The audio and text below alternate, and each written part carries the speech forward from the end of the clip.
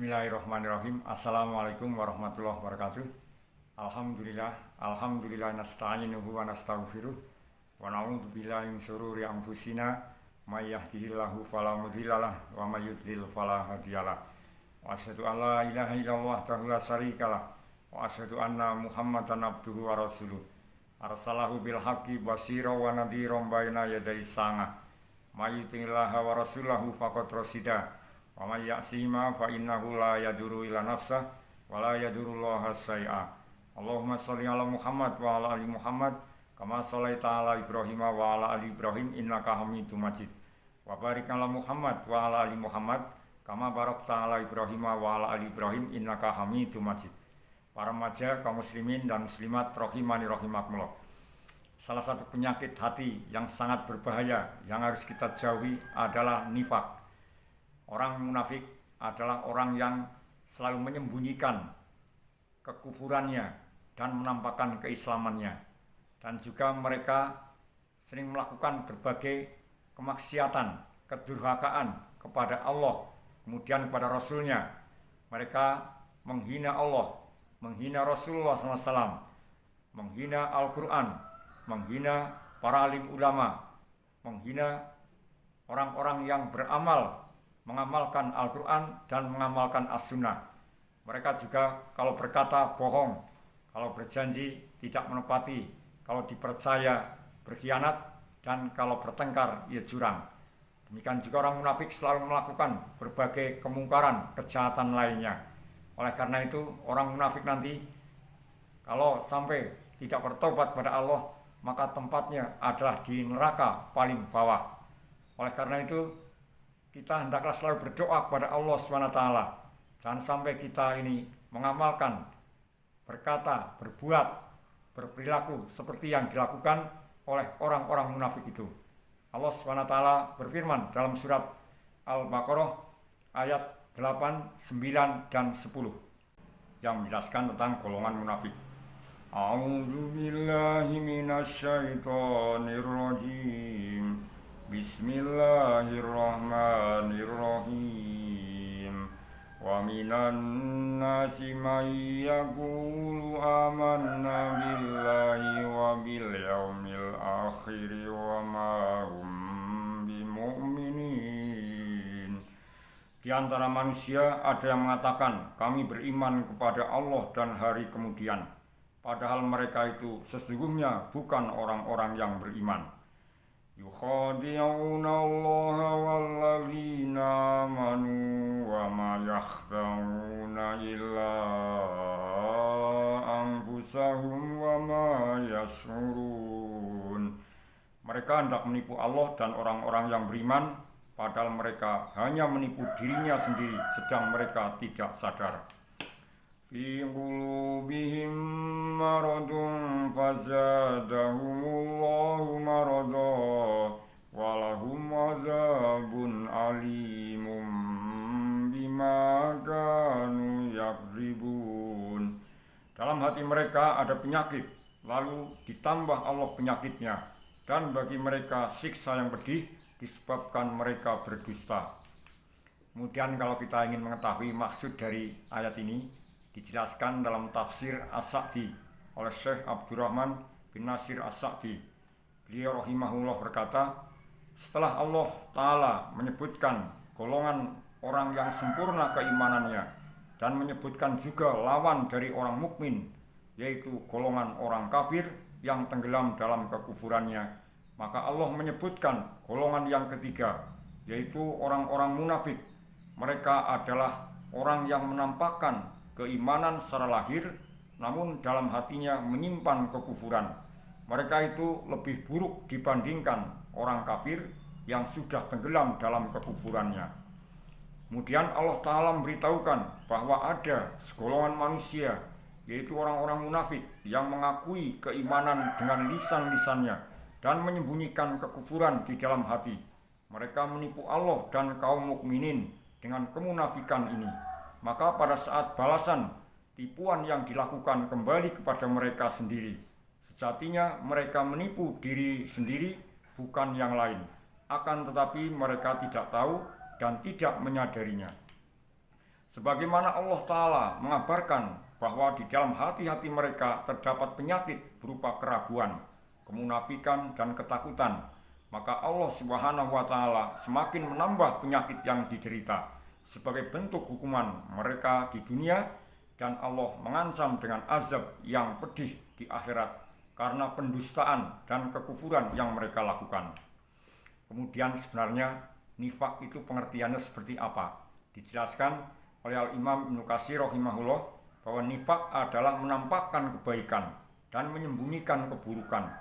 Sementara itu Ibnu Jurayj rahimahullah mengatakan orang munafik adalah orang yang omongannya menyelisih tindak tanduknya, batinnya menyelisih lahiriahnya, tempat masuknya menyelisih tempat keluarnya, dan kehadirannya menyelisih ketidakadaannya. Kemudian kalau kita lihat ternyata para sahabat Nabi sallallahu alaihi wasallam yang tidak diragukan lagi keimanannya kepada Allah Subhanahu wa Ta'ala, itu ternyata mereka sangat takut sekali jangan sampai mereka kena penyakit nifak ini.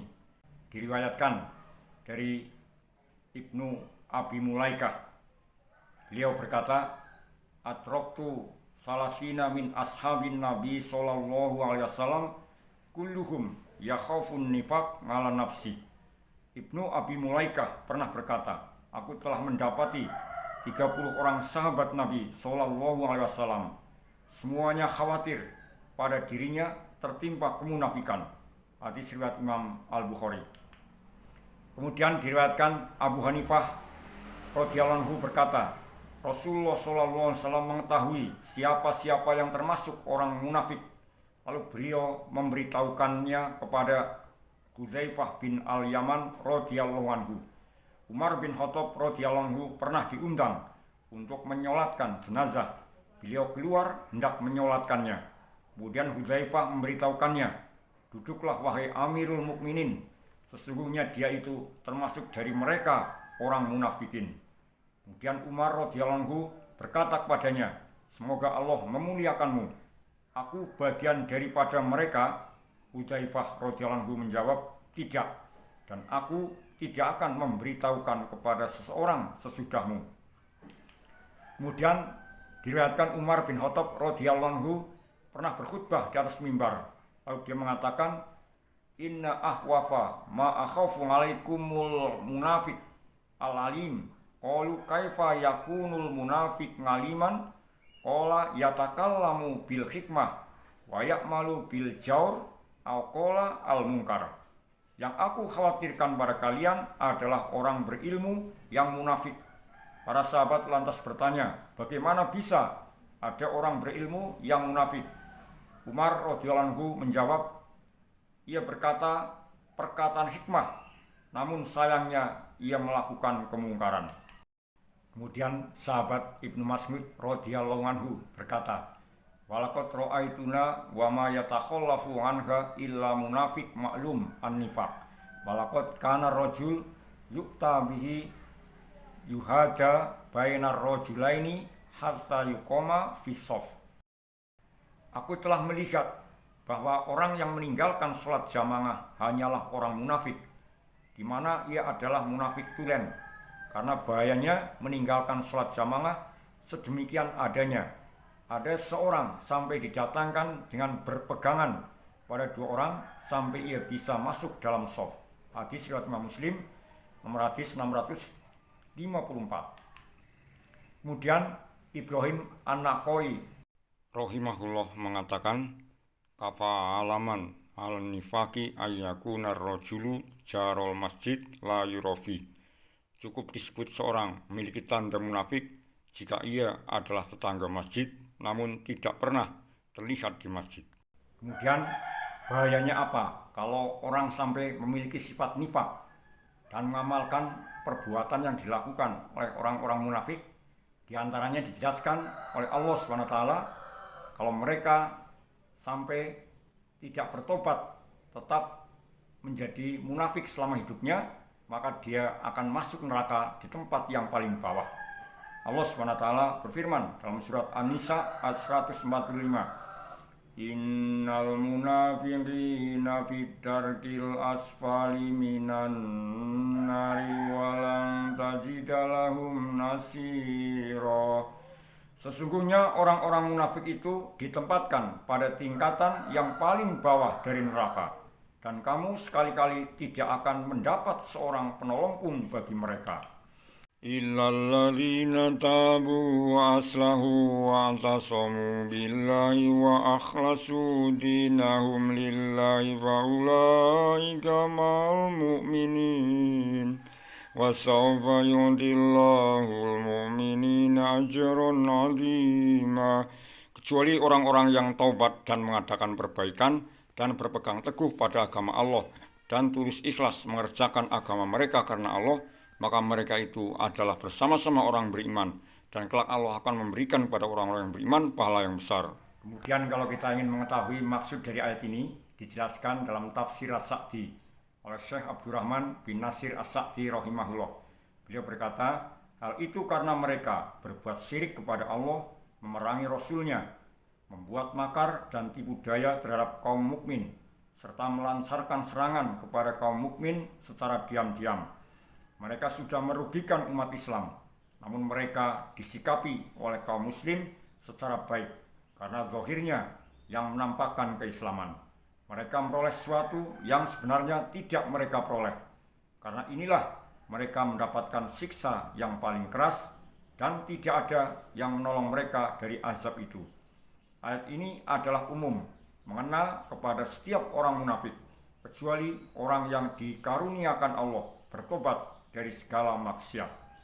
Kemudian pembagian nifak. Nifak ini dibagi menjadi dua. Yang pertama adalah i'tiqadi, yang bisa mengekalkan pelakunya di neraka jika mati di atasnya dan tidak bertaubat darinya.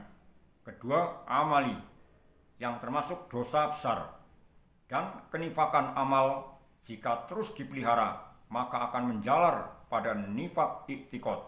Al-Hafidz Ibnu Hajar rahimahullah berkata, faman asoro ala nifakil maksiyah khusya alaihi ayyusya bihi ila nifakil akbar. Siapa yang terus-menerus mengerjakan nifak maksiat, maka ditakutkan ia akan terjerumus kepada nifak kufur. Kemudian di antara contoh perbuatan nifak i'tiqadi yang pelakunya diancam masuk neraka kalau sampai tidak tobat kepada Allah SWT adalah yang pertama, mendustakan Rasul Sallallahu Alaihi Wasallam. Yang kedua, mendustakan sebagian ajaran Rasul Sallallahu Alaihi Wasallam. Yang ketiga, benci pada Rasul Sallallahu Alaihi Wasallam. Yang keempat, benci pada sebagian ajaran Rasul Sallallahu Alaihi Wasallam. Yang kelima, senang melihat agama Rasul Sallallahu Alaihi Wasallam direndahkan. Yang keenam, tidak senang jika agama Rasul Sallallahu Alaihi Wasallam mendapatkan kemenangan. Dan masih banyak lagi contoh lainnya. Kemudian di antara contoh nifak amali yang termasuk dosa besar adalah seperti yang disabdakan oleh Rasulullah SAW. 1. Jika berbicara dusta. 2. Jika berjanji tidak menepati. 3. Jika diberi amanat ia khianat. 4. Jika bertengkar curang. Kemudian kalau kita ingin mengetahui karakter dari orang-orang munafik, ini bisa dibaca dalam kitab Salasuna Alamatin lil Munafikin karya Syekh Aid Abdullah Al-Qarni rahimahullah. Di situ dijelaskan dengan dalilnya. Ada 30 karakter munafik. Yang pertama dusta, 2 khianat, 3 fujur dalam pertikaian, 4 ingkar janji, 5 malas beribadah, 6 riya, 7 sedikit berzikir, 8 mempercepat sholat, 9 mencela orang-orang taat dan soleh, 10 memperolok-olok Al-Quran, As-Sunnah, dan Rasulullah SAW, 11 bersumpah palsu, 12 enggan berinfak, 13 tidak memiliki kepedulian terhadap nasib kaum muslimin, 14 suka menyebarkan kabar dusta, 15 mengingkari takdir, 16 mencaci maki kebenaran, 17 sering meninggalkan sholat berjamaah, 18 membuat kerusakan di muka bumi dengan dalih mengadakan perbaikan, 19 tidak ada kesesuaian antara zahir dan batin, 20 takut terhadap kejadian apapun. 21 berudzur dengan dalih dusta. 22 menyuruh kemungkaran dan mencegah kemakrufan. 23 bakhil. 24 lupa kepada Allah Ta'ala.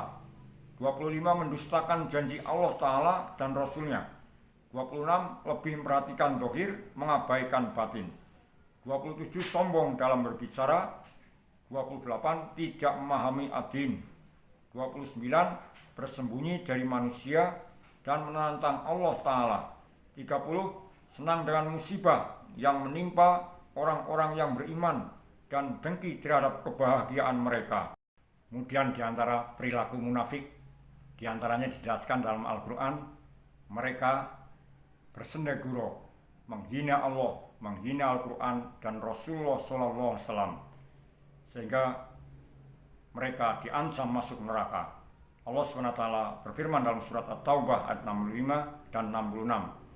Wala in sa'altahum la yaqulunna innama kunna nakhudhu wa nal'ab. Qul abillahi wa ayatihi wa rasulihi kuntum tastahzi'un. Dan jika kamu tanyakan kepada mereka tentang apa yang mereka lakukan itu, tentulah mereka akan menjawab, sesungguhnya kami hanyalah bersendaguro dan bermain-main saja. Katakanlah, apakah dengan Allah, ayat-ayatnya dan Rasulnya kamu selalu berolok-olok?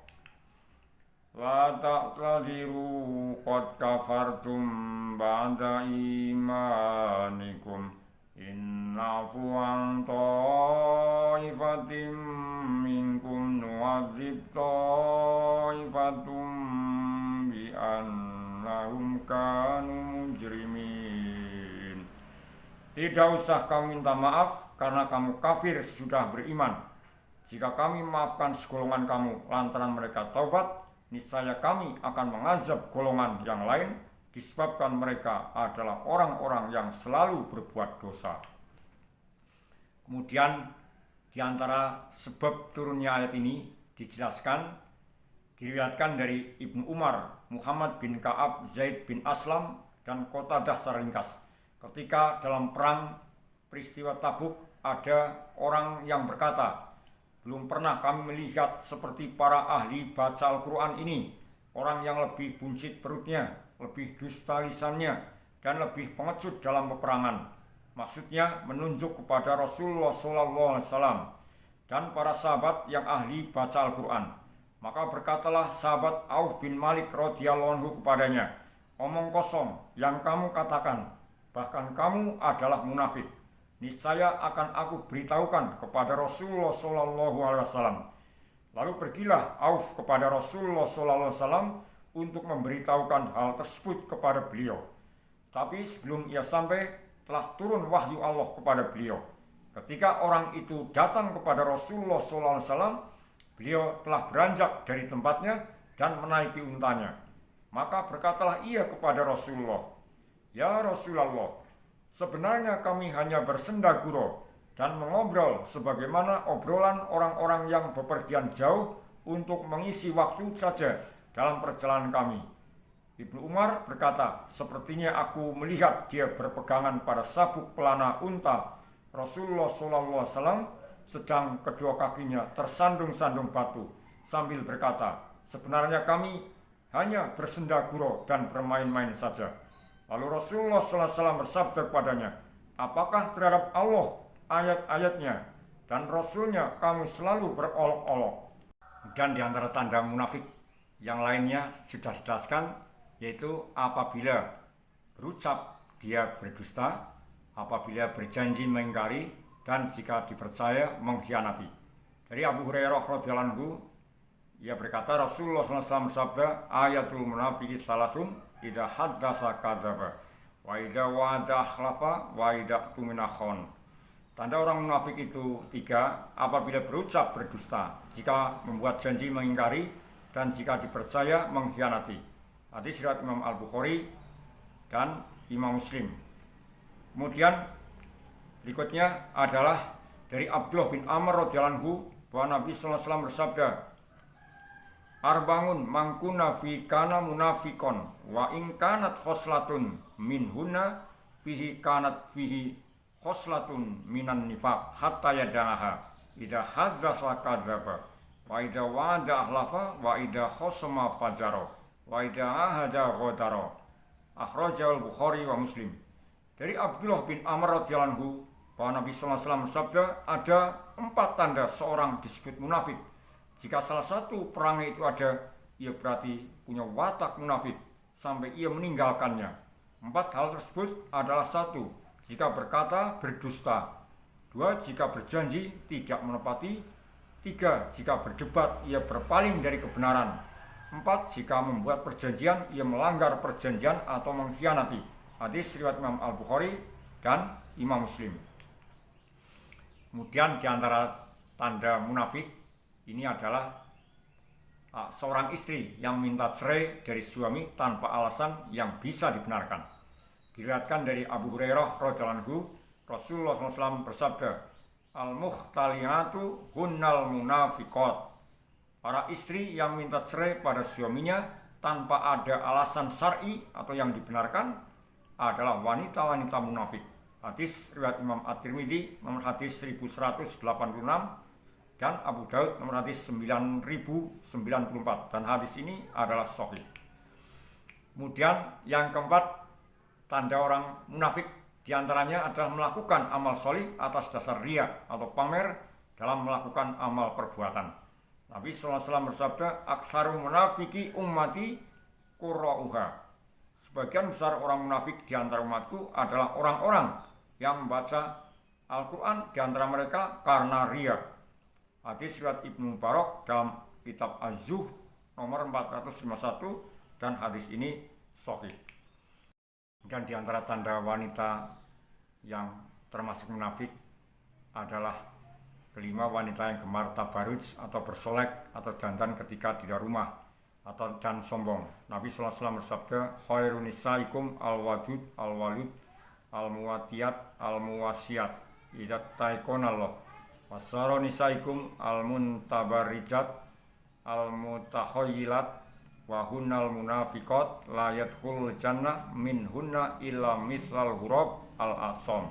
Sebaik-baik wanita di antara kalian adalah yang sangat cinta kepada suami, subur atau banyak anak, suka mengalah dan suka membantu, jika mereka bertakwa kepada Allah Ta'ala.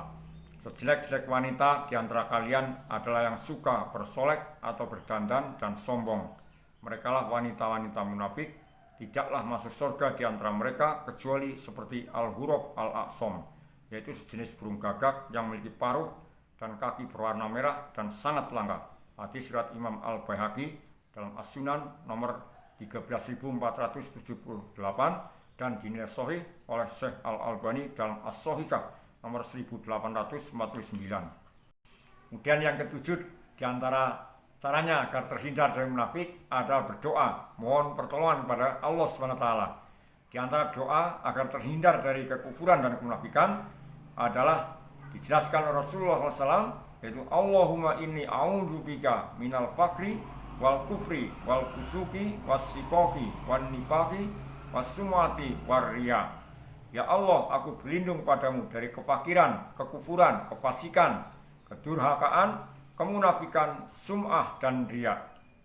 Hadis riwayat Imam Al-Hakim nomor hadis 1944 dan disahihkan oleh Al-Albani rahimahullah. Demikian yang bisa kita sampaikan dalam kesempatan kali ini. Semoga Allah SWT menolong kita menjauhkan dari perbuatan nifak, dan kita mohon perlindungan pada Allah agar tidak menjadi orang munafik, karena bahayanya sangat besar. Subhanaka Allahumma bihamdika asyhadu alla ilaha illa anta astaghfiruka wa atubu ilaik. Wa sallallahu ala Muhammadin wa ala alihi wa sahbihi wasallam. Walhamdulillahirabbil alamin. Assalamualaikum warahmatullahi wabarakatuh.